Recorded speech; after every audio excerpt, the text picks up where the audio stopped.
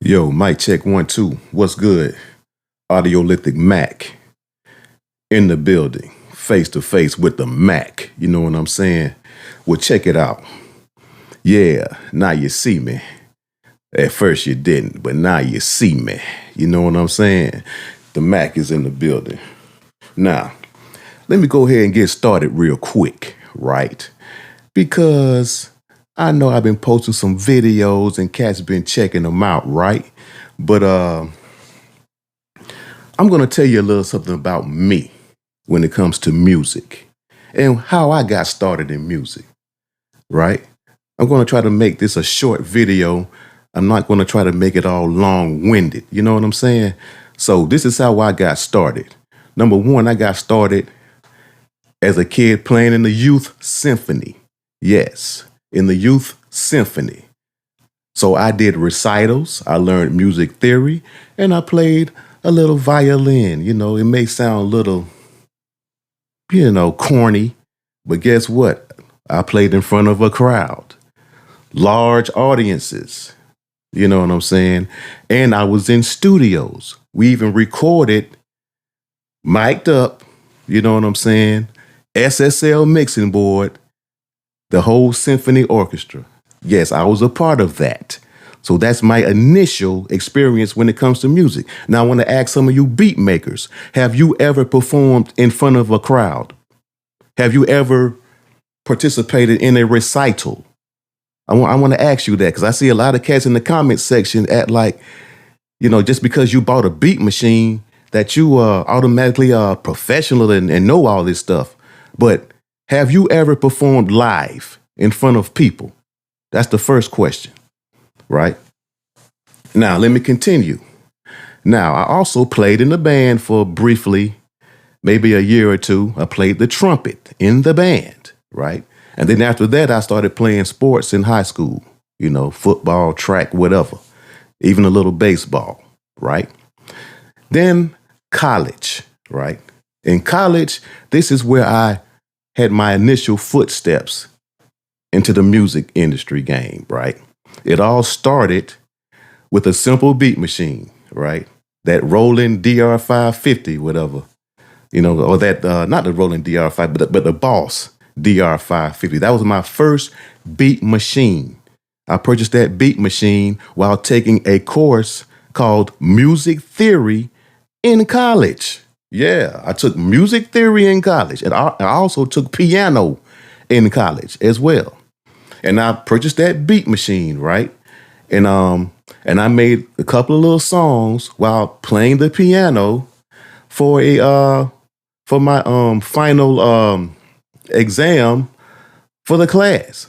So I made a beat, I made a song, and the teacher loved it, right? I got an A in the class, right? Okay. Now, when I was in college, right, and I still am part of this organization, I was a member of a fraternity in college, right? And while I was a member of a fraternity, we booked parties and clubs, right? Parties at various spots. But most importantly, we booked concerts. Yes. And I'm going to tell you the acts that we booked: T-Pain, the Nappy Heads, Pastor Troy, T.I., and I have some more. Who else we booked? Two Live Crew, Uncle Luke, yeah, JT Money. So this was in the early 2000s, right? Early 2000s. And yes, we had to call the manager and the agents, do all that to book the shows, right? And that was my first experience in the industry as booking shows and parties. Basically, it's called tastemakers, right? DJing, booking shows, booking clubs, because that's what a lot of you beat makers fail to realize, right? You want people to review your beats. The ultimate group of people to review your beats, right, are the tastemakers. That's how songs get played and get passed around from one tastemaker to the next. The reason why I know that because I volunteered for one of the biggest tastemakers in the South, and that's TJ Chapman. If you don't know who TJ Chapman is, I recommend you Google him because he is one of the biggest tastemakers out there. He started this conference, there's the Tastemakers Conference, and I used to volunteer for TJ in many conferences. And if you think I'm lying, go ask TJ yourself. Because I always used to come down to the Wild Style Records. Hey, TJ, man, can I volunteer? Yeah, come on, man, come on. Yeah, help us out.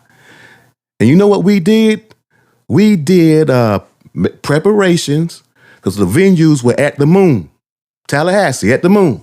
So we prepped everything up and we passed out flyers before the event. We passed out flyers. We were the street team. We had to do all that work, right? And I did the same thing with my fraternity, right? We passed out flyers, right? We had to set the venue up, in preparations for the event. How many of you beat makers ever did that? How many of you beat makers, some of you guys that were in the comment section, right, doing all that talking, how many of you actually booked an artist, a major artist? I can say I have. I booked a major artist. So you never booked a major artist? And I'm gonna tell you some wow. Bolo can vouch for me too. Because he was at the Tastemaker. Tom G was at the Tastemakers as well. So that's how I got Tom G's mixtapes and albums. Was because of the Tastemaker conferences. That's what a lot of you guys who want to hide behind your computer screens, you want to hide behind the comment section, but you don't want to go out in public and showcase your talents. You have to make a beat, make a song, and find a tastemaker to review your beats. And if the tastemaker likes it, and the initial should be the crowd. If you got some friends, family, and you play your music, if they like it and they're being honest, take it to another person, another crowd. Let them listen to it, right? Then you take it to a tastemaker, a DJ in your city. I don't know why people keep forgetting about the DJs. No one wants to mention the DJs. It's like, screw the DJs. No, the DJs is who going to play your records. So if the DJ likes your record, you have a great chance of it being played, people. So stop right here in the comment section, crying and whining and hating, whatever you call it. I don't even, really just being a nuisance. That's all to me. A lot of y'all just so misinformed when it comes to music that when you just listen to anything anything that's considered misinformation, then when you hear something that's opposite of your initial sentiment, you get in the comment section and then you start talking crazy. Knowing good and well you have done nothing when it comes to music in the industry. All you knew how to do or know how to do was to buy a beat machine and make beats and post them on YouTube. That's it. Now all of a sudden, in your mind, you think, oh man, I'm the big producer, I'm going to make it big. I'm the big guy. You don't know what you're talking about. No, I use FL Studio. No. Let me tell you something. I was in a couple of major sessions, right? Like I said before, my first experience in the studio was in the symphony. Everything is analog, buddy. I hate to bust your bubble. Back then, most definitely it was analog. And in the early 2000s, that's when they started using Pro Tools, right? Wild Style Records used Pro Tools HD, and they had an SSL mixing board, along with other gear mixing records. Those are the facts. Right? Those are the facts. And FL Studio was out at the time. It was in its infancy at the time. And I had FL Studio then. I paid a copy because you know why? I also worked at Guitar Center. Yes, I worked at Guitar Center. And I was certified in Pro Audio. Were any of you beat makers certified in Pro Audio? Some of you beat makers. I'm not talking about all of you beat makers. I'm talking about the beat makers that were in the comment section talking all that smack. Have you ever worked for Guitar Center, and do you have a A1 certification in pro audio? Do you? Do you? Answer me. But I digress. So, my background, right, dealing with tastemakers, because in my fraternity, we had our own DJs. We actually did our own underground mixtapes, right? I actually did beats. I actually recorded sessions for radio promo. Now, how many of you so-called beat makers who just bought an MPCX and all of a sudden you know everything about music, how many of you actually recorded a promo for a radio spot? I have. What about you? Have you ever recorded a promo for a radio spot? No. I also made a beat for an artist for a radio spot. His name was D-Lo. Have you ever made a beat for a radio spot? Yes or no? Me? Yes, I have. Now, we also, as well as booking parties and shows and concerts, we also did underground music, right? We made our own, we had beat makers in our band, right? We made beats. We made songs. We recorded songs. Most of them were underground. Even one of my bros made an album, right?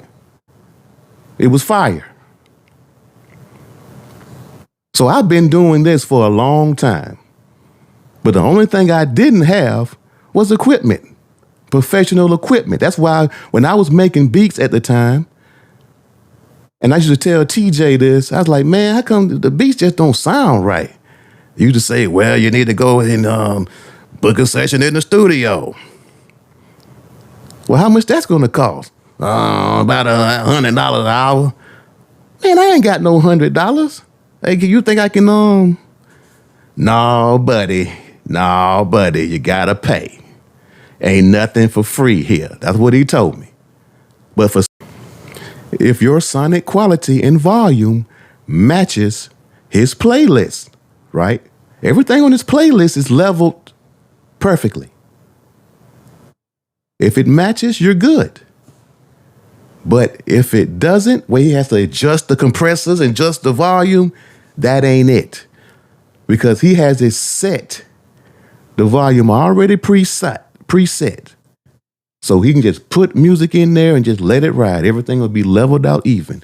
But because your mix and master is thin and low, he has to adjust the volume or adjust the compressor settings. He's not going to do that. He's going to tell you, you need to get your song mixed and mastered professionally.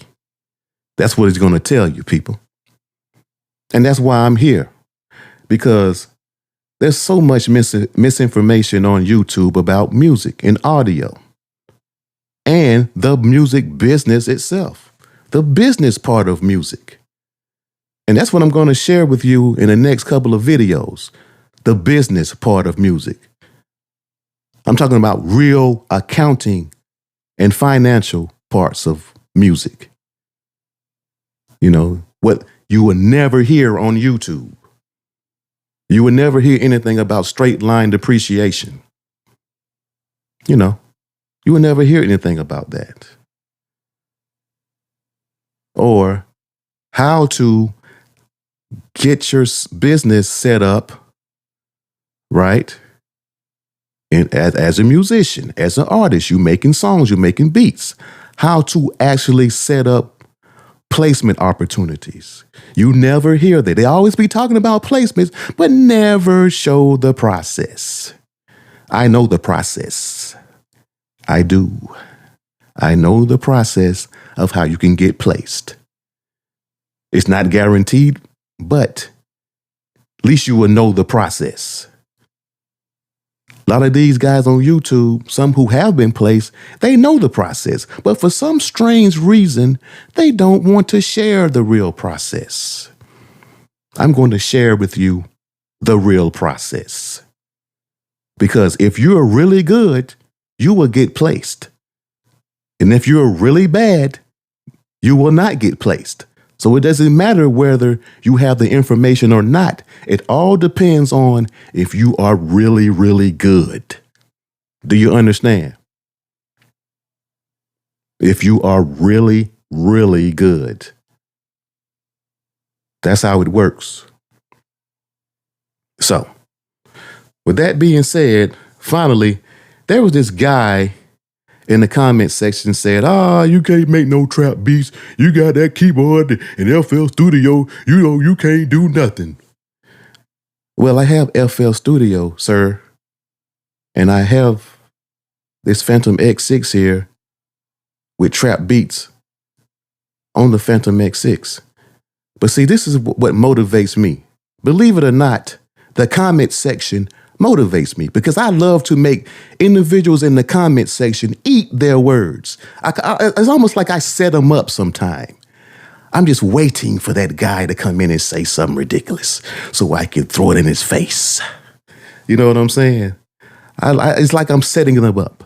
So now, since you called me out, I'm going to embarrass you with some trap beats. And I got a couple of them coming up. Solely in the Roland Phantom X. Nowhere else but the Roland Phantom X. Because if you learn one machine and master it, you should have no problem making music anywhere. Because the concept of making music does not change. Those parameters does not change. The only difference is the GUI in each machine, the various machines. That's the difference. But the parameters, the fundamental scope of it all does not change. Do you understand? Well, that's all that I have. And I'll be back with another video. Audiolithic Mac. Peace.